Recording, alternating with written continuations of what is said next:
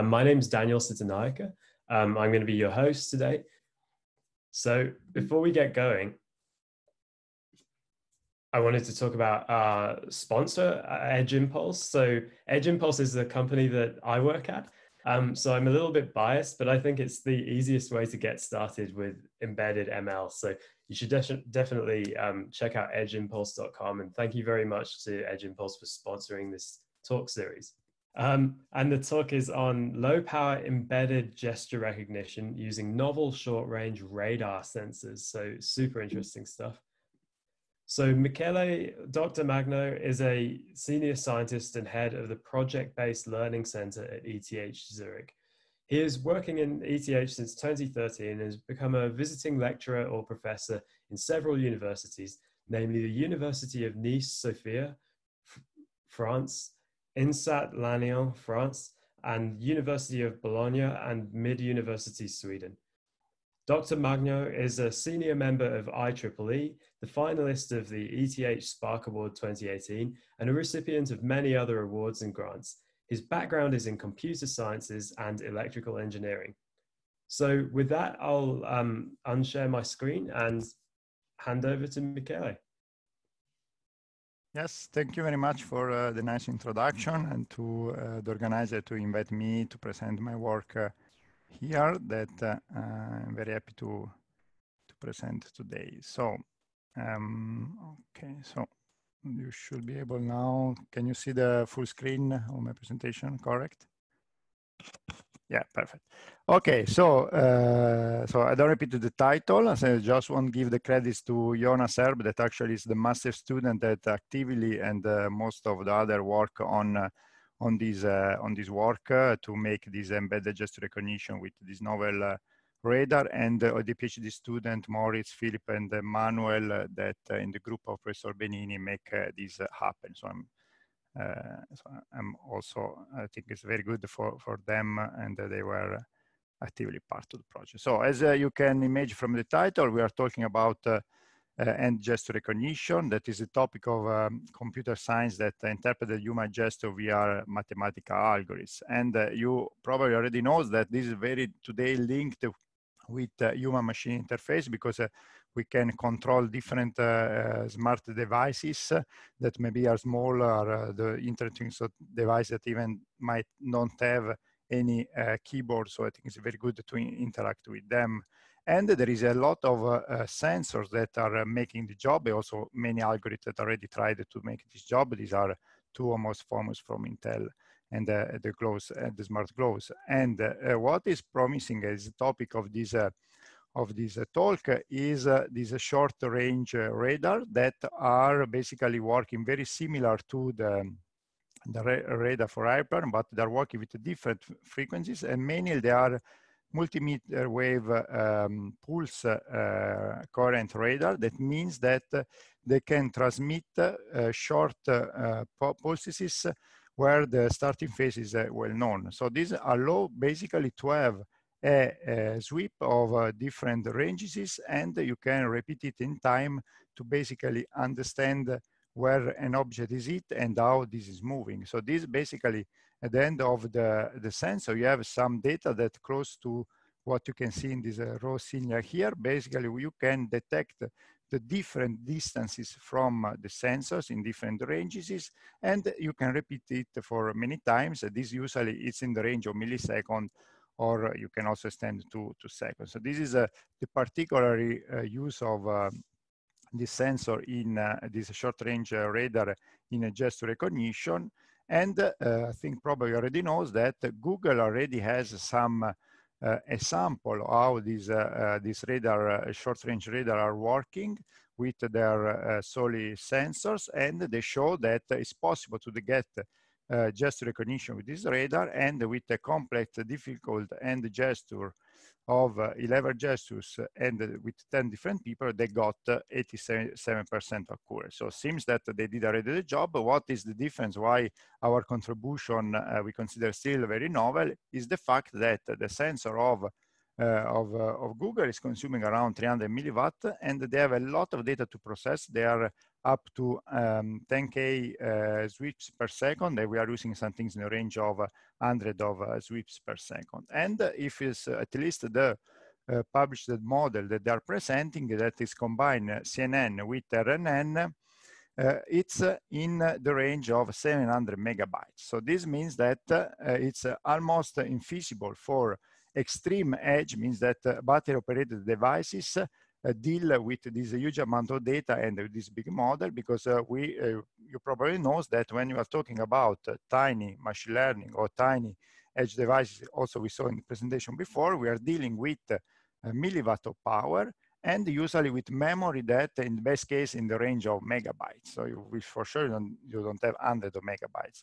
Second, also it's important, the size of the model that usually bring exponential the giga operation that you need to perform the model with a lower latency. So usually operation and megabyte are very limited. And when we talk about tiny machine learning, we're expecting these are in the range of kilobytes and in best case, few gigaops per second. The good news is that more and more the people developing algorithms are pushing on reducing the size and the memory and the operation requirement from this algorithm to really bring more and more from the cloud, the artificial intelligence to the edge. And this also come from the contribution of this work that we are proposing this novel end gesture recognition in an embedded system that combine, in this case, a temporal convolutional neural network with convolutional neural network. And one of the goals that we have is that stay below half megabyte of memory requirement. So we had to create a data set that we are also releasing soon open, where we have more than 1,000 samples with more than 20 users. Now today we are at 26 users, and I will present the accuracy we are achieving, the algorithm we are proposing, and also the implementation that we did in also a novel microcontroller that is a parallel RISC-V based processor that was launched open source from my university, my group, the group of Professor Benini.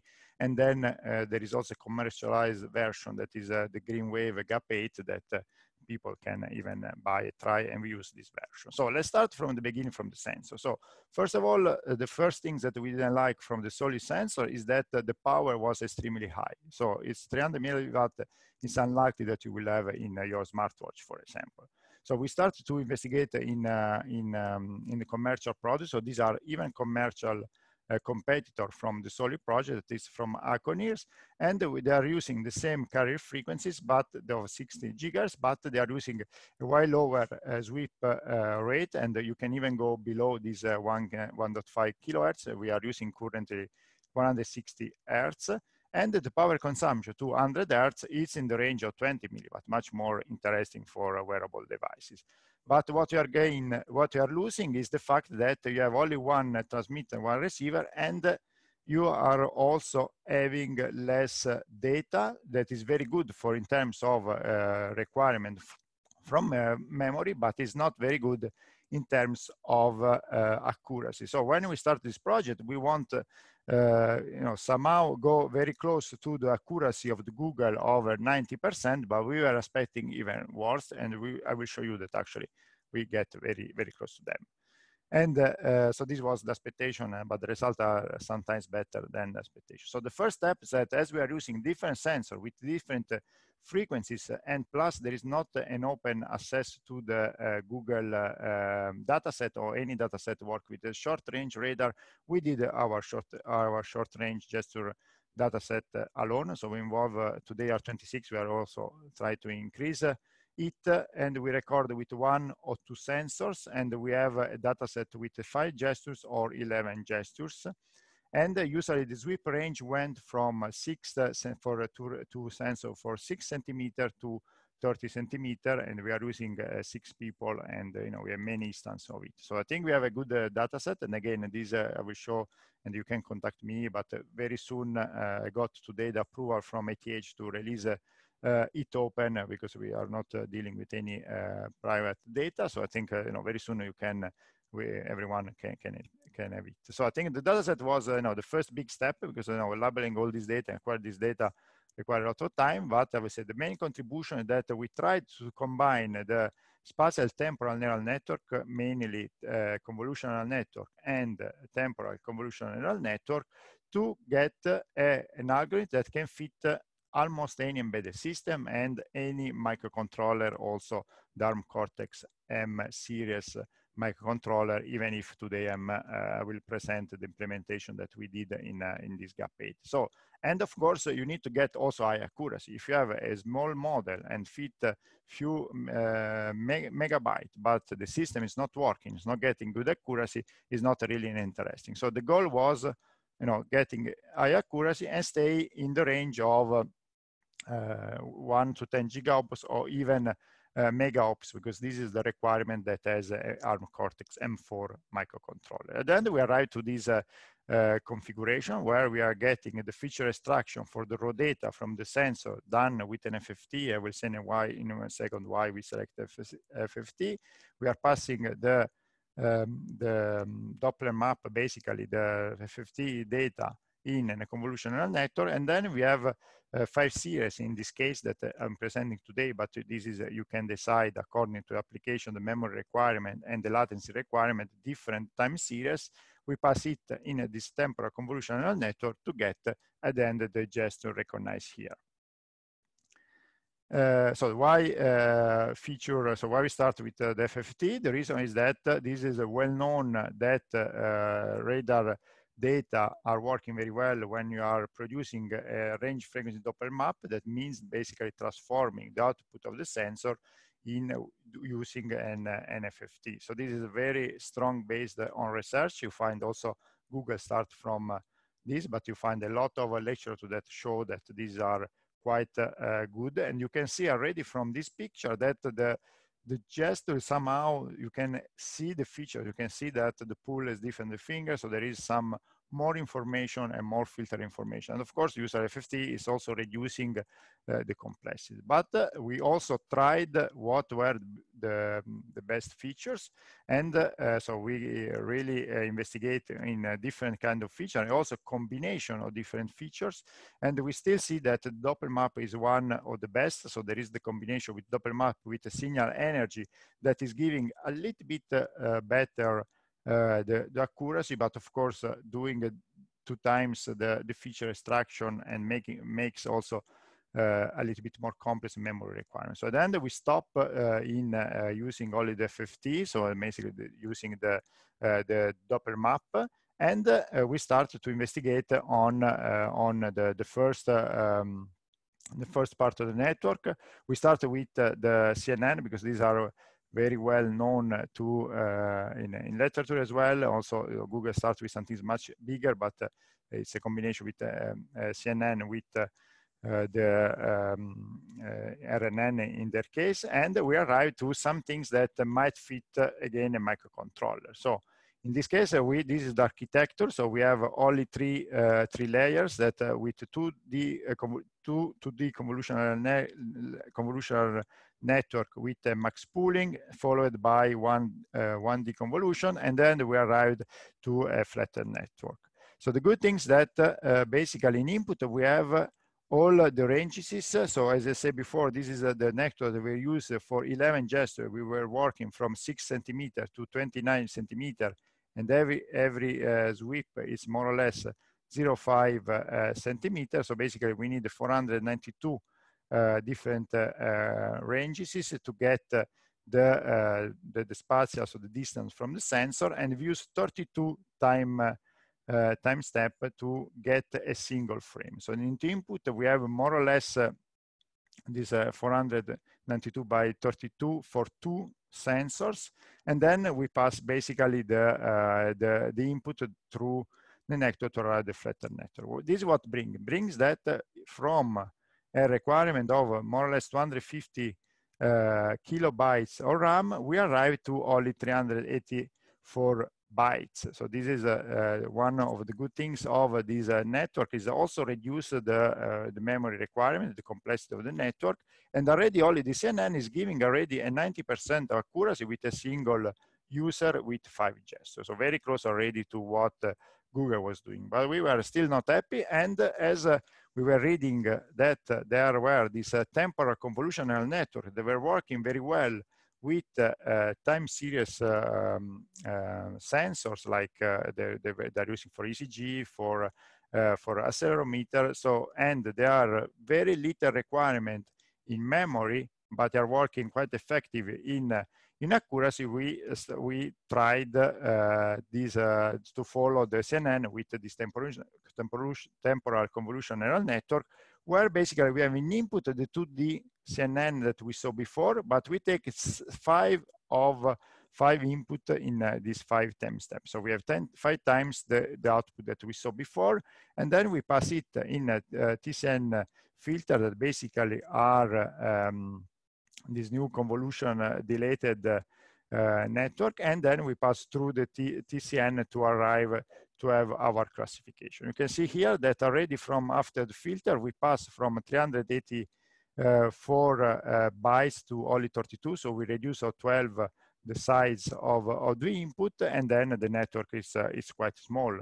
And also we did an evaluation in accuracy, and straight away we arrived for 2 sensor and 5 gesture, we increase of almost 90% of accuracy. So this is even overcome the model of Google. So in general, we use already known convolution. So we didn't invent the temporal convolutional net. We adapt them to our data, our needs, and especially our requirement of memory and latency, and the sensor, of course, that we are going to use. And also, for example, we change the structure, the layer structure from the filter, the first filter that we saw before, to reduce of 12 times the input from different dilated causal convolutional convolution to only one single dilated causal convolution array. This, of course, save memory. We didn't see, you can see, for example, here, a huge decrease of accuracy, so that this was a huge save on memory. And also, if you go to see the accuracy test that we did, we can see that there is there is a lot of, so for 5 gestures, that usually what you use in a smartphone is more in the range of 4 or 5 gestures, we can get some things in the range of more than 95% in 11 gestures. So this was quite a good surprise. As I said before, we were expecting lower because we are using a sensor that even has much lower data than Google. I will show later a full comparison. In some cases, Google is still better than us, but I think in some cases we overcome them. And plus, we are using a bigger data set.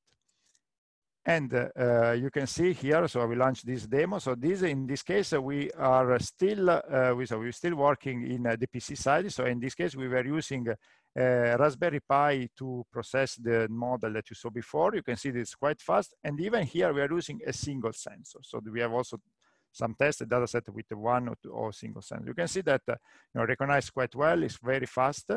And again, we were quite impressed of the results. So the next step was, now we have the network that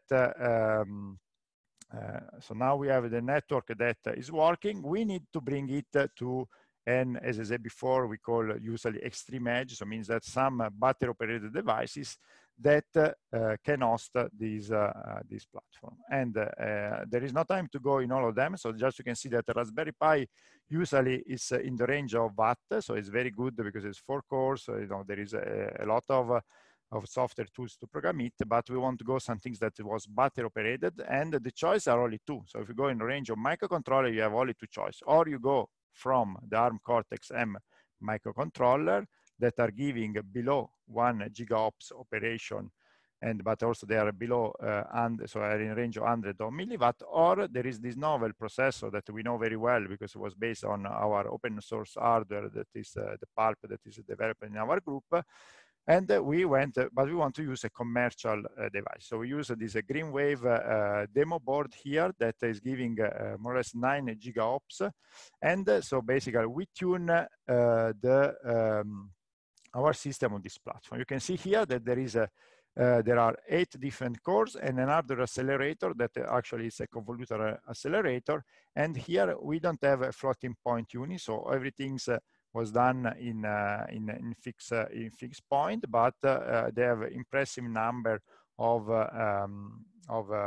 energy efficiency. So this was our target platform. If you need more information on it, there are plenty of information on this platform, because as I say, it's a commercial platform that people can buy. So the things is that when you are going really to implement the network on a real hardware, you need to, first of all, know what is the hardware, what are the features of your hardware, and then adapt eventually your algorithm to the hardware. In this case, for example, we need some adaptation, because the GAP8 is very optimized, for example, for 2D convolution, so 5x5 or 3x3, and for example, the 3x5, the 3x5 convolution that you have in the first CNN were brought to anyway 5 convolution, and the 1D convolution was brought to 3x3 convolution. And even if somehow we have a much more make operation to run, what happened is that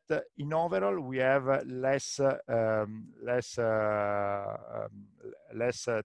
to run it, so it's much more efficient, because again the platform run this kind of convolution much faster than if you are not using the right size of the convolutions. And also for TCN, even if we are using only 1D convolution, we need to move it to the convolution. So somehow we pay it in terms of make operation, but in general we have a much faster processing. So, and also what happened is that we noticed that we have more or less 0.51% of accuracy change, but still it's something reasonable, because then if you go to see what happened in terms of power, we were able to run this convolutional network with 5 Hz prediction rate with only 21 milliwatt of average power. So this means that in the 5, so there is time where the processor is sleeping. As you can see here, that to get an inference, you have a peak of 80 milliwatt, because we are using 8 cores, 100 megahertz, but in overall we have only 21 milliwatt power. So this is very an impressive number if you compare also with an ARM Cortex-M7. We're also working to bring it. So this is what you are getting. Of course, in ARM7 you have only a single core. So this is also the reason why you need higher speed, higher megahertz to run it, and you you cannot match the same speed, but still it's possible. So if any people is willing to work on it, I think it's still possible, and fast we should have an implementation working in the same demo that we had before. So then let's go back to comparison with the Soli. Again, we are comparing with the paper that we found. So I think recently Soli, Google announced that they are putting their gesture recognition in Pixel 4, their phone. We don't have information to know what they are doing, so we are based our information on the published paper. And we can see that, so in a single user, we are even overcoming them.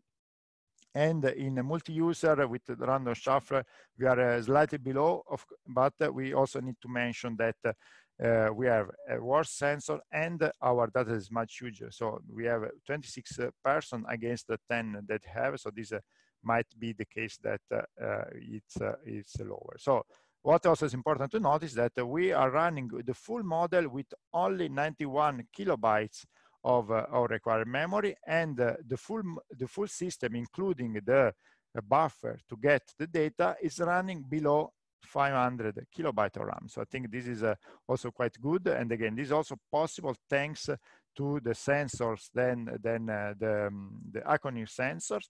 And we mentioned that we were using 160 Hz for the sweep from taking the data from the sweep rate. And we, in this case, we are having 190 milliwatt in worst case, means it was the peak power, but you can run it with lower frequencies and you get 400 milliwatt. This is still a work in progress. The reason is that we don't have a dataset with lower Hertz, so we are working to cross-check this data, but maybe we don't lose too much in accuracy, and still you can use a very lower power this is really the peak power that you get, so lower power sensor. So I think this was quite a good surprise. So at the end, just to conclude, because there is not more time, we were able to propose a new gesture recognition in a tiny embedded system that require only few kilobytes of RAM. Also, we are proposing a large data set that soon we are releasing open. And we also tried this novel. So this is work that we started to work more or less 2 years ago. So this was really, really new, this temporal convolutional network. We saw the benefit on accuracy and memory when we are treating with this kind of sensor. Also, the power efficient implementation gap was very surprising, very good. And at the end, we have a much smaller size of Google, 3 times bigger data set, and a better implementation. And the reason it's more for the sense, I think Google can beat us, but we were not really target this tiny machine learning, but we were very happy to achieve this data.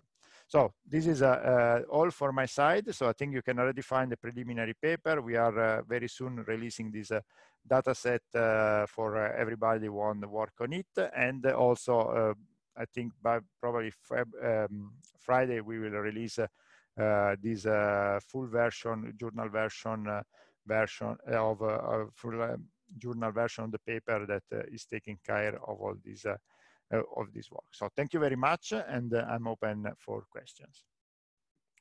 All right, thank you so much, Michele. This is fascinating work, and it's always really good to see new sensor types and especially new data sets being released. So we got some good questions, but I think before taking questions, I wanted to say that we have a survey for people's feedback on this talk. If Ira, you wanted to launch that now, and then we can, if you'd like to give your feedback on the talk, and then we can take a bunch of questions, and we won't have to wait till the end.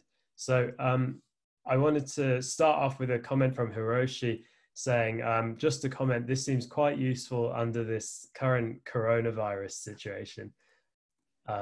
Yeah, exactly. So I would say this again, as I said, this started 2 years ago. So we arrive now to, let's say, public, but we started 2 years ago. So we're not this virus, but it was also some application scenario we had with some interaction with the company where anyway people doesn't want to touch the things, so they like have some interactive way. I think the sensor, I think something to notice that they work very well in the range that we choose from 6 to 30, at least the Acconeer sensor. So I don't have experience in Soli, but still it's very good. Exactly, I used to say for don't touch things, but still give command, open doors. Also for your phone, for your smartwatch. But I think if you watch some video from Soli, they really point very well a lot of applications that are very interesting. And this sensor can do even more. So I think today I didn't want, so we are also investigating them in getting different objects, getting some respiration rate for the person are really, really impressive. So I think, my suggestion that if someone wants to work in some new sensor, work on it, because they are commercial. So we buy it. We didn't have any special price or favor for them. So they are not paying me. I'm selling it for free, because I will say I'm telling it for people interested in machine learning. I think it's a very nice job to work with the sensor, and a lot of possibility. Okay, so a question from Aria. So it seems like you're using range Doppler representation. Did you also look into micro Doppler representation for classification? The micro we didn't see. So I think then there are still these are, I think this come from the beginning. So I think we investigated different features, and I think the thing is that these these sensors are very good to get the ranges, and the minimum resolution of the range is at 0.5 centimeters. So now I don't know if this was question. I think this is the minimal 0.5 millimeter. Sorry. That you can get. So I think this is the way. So I think we investigated different features, again, coming from a lecture. This was a relative recent work for us. So I think now we have more experience, but I think, we investigate a lot. These were the main feature that the people were using. So I think come from it, we investigate other things, but nothing worked better than the Doppler map. Okay, great. So question from Thomas, are continuous actions also recognized? So for example, manipulating a slider up and down? Yes, so these are also, these, because I say these are possibilities are huge. So I think, I don't know if I put a slide, so here. So here it's represent, this is still Doppler map, I think is even better. So you can keep it, but yes, so basically you can have, you can decide how many time you want it. So basically here, if you see a single layer, it's the layer of the ranges, and then you can go in time to do much more representation. So I think, yes, depend on application, but are possible. Also the ranges is, we were using this 396, but you can even use more. So I think it's I would say are quite flexible. Of course, you pay it. So the minimal resolution is still this one, but in theory, yes. So I think we didn't investigate so much. We are still working on it. Okay, thank you. So question from Hiroshi. How does DVFS affect the power consumption and performance? What means for DVS? I guess that's dynamic voltage and frequency scaling. Okay, so at the moment, these we are not doing any dynamic. So I think maybe it is a reference to this power. So this plot here, where so at the moment anyway. So I don't know. It was the plot here in where I show. So at the moment we took the most energy efficient for our application. So 100 hertz, 100 megahertz for the microcontroller. So we fix it. I think this, in general, this is come from the microcontroller. So it's more specific for microcontroller. Affect the power consumption because, of course, if you reduce the voltages, you have lower power consumption, but then you have to pay it in the frequency that you can achieve the max frequencies. Okay, so question from Anush. How many GAP8 cores do you use for your model for running on the hardware? So this data that we are showing, the data that we're showing here, 8. Okay, cool. And are the numbers you provide from running this model on all the cores or some specific number? Okay, you answered that. Is any kind of parallelism done in the generated code? Yeah, I didn't have time to go through it, but the network are full parallelized to use all the the 8 cores that we had there. Okay, great.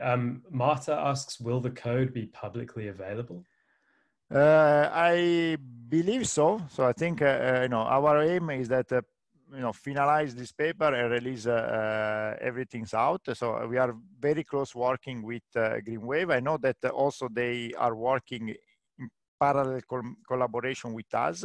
They're even more motivated to release it out. So I think for our side, like university person, we are releasing it, so we don't have any problem. I think we need to I would say the best is talk with me, and also I can give you already a version if you're interested.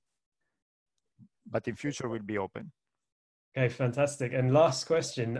So you mentioned 2 frequencies in your presentation, 60 gigahertz for radar, and then the separate frequency of 1500 hertz. What is the latter frequency in reference to? So the 60 gigahertz, it's the frequency of the carrier frequency of the radar. So what is transmitting out to get then the data back from the object. And these frequencies that we hear is the sweep frequencies. So how we sweep in the different pulses, basically the different frequencies to get the range and the time. So are 2 different frequencies.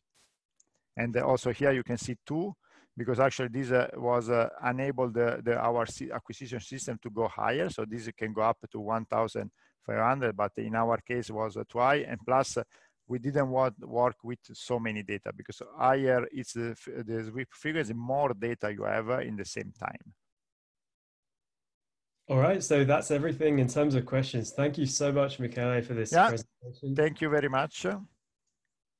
Okay, so closing slides. So another thank you to our sponsors, Edge Impulse. Probably the easiest way, in my opinion, you can get started using embedded ML. So please go and check it out. Our next talk is going to be on the 9th of June, 8 a.m. Pacific time. and it's from Igor Fedorov at ARM Machine Learning Lab on sparse architecture search for CNNs, and Dominic Binks from Audio Analytic talking about tinyML not needing big data, it needs great data instead. If you're interested in presenting yourself, please contact talks@tinyml.org and we'll work with you on that. Finally, just hope that you can tune in next time. Thank you so much to our speakers. And this talk is going to be available recorded on YouTube, and the slides will be available on our website. If you have further questions for the speakers, you can please let us know on the forum, and we'll have the speakers check those out. So thank you very much, and look forward to seeing you next time.